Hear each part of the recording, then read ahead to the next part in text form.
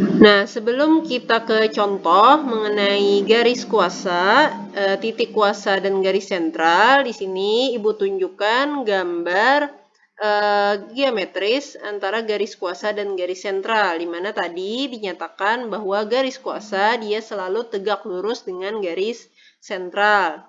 Misalkan saja pada gambar ini menunjukkan dua buah lingkaran L1 dan L2 yang dia itu saling berpotongan. Nah, maka garis kuasanya adalah yang ini, ya, yang tegak. Nah, garis sentral tadi dia menghubungkan antara titik pusat L1 dengan titik pusat L2. Nah, dia selalu saling tegak lurus. Ya. Kemudian, jika L1 dan L2-nya bersinggungan, ya, maka garis kuasa dia akan melalui titik singgung dari L1 dan L2. Ya, kita bisa mencarinya dengan mencari titik singgung L1 dan L2. Lalu, si garis kuasa ini dia tegak lurus terhadap garis sentral. Ya, jadi selain kita mengurangkan L1 dan L2, ya, yaitu untuk mencari sebenarnya titik singgungnya, kita bisa kemudian menggunakan gradien dari garis sentral untuk mencari garis kuasa, persamaan garis kuasa.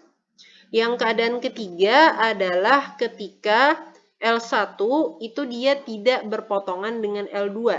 Ya, karena kan lingkaran dia bisa saja tidak saling berpotongan.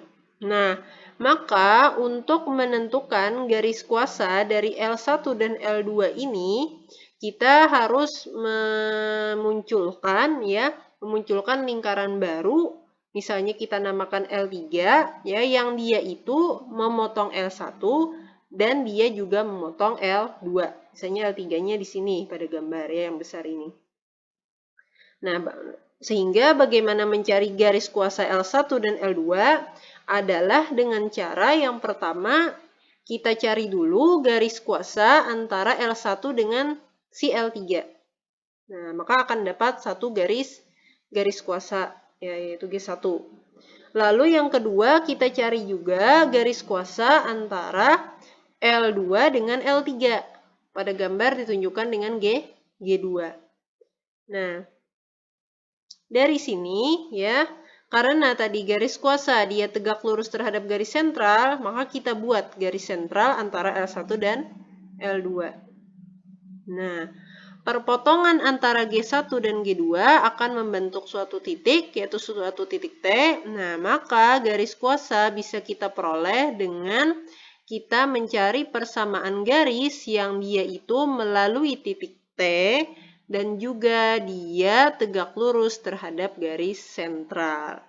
Nah, jadi begitu untuk mencari garis kuasa dari dua buah lingkaran yang dia itu tidak berpotongan.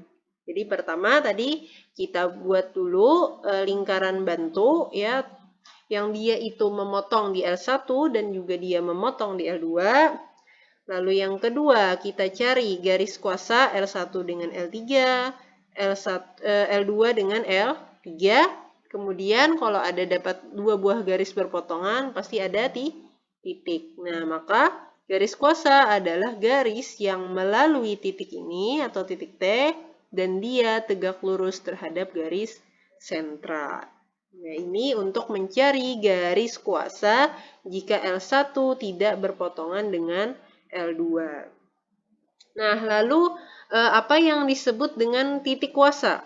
Ya, apakah titik kuasa itu sama dengan garis kuasa? Nah, kita lanjutkan pada video berikutnya. Sekaligus kita akan memunculkan contoh mengenai garis kuasa, garis sentral, dan juga titik kuasa.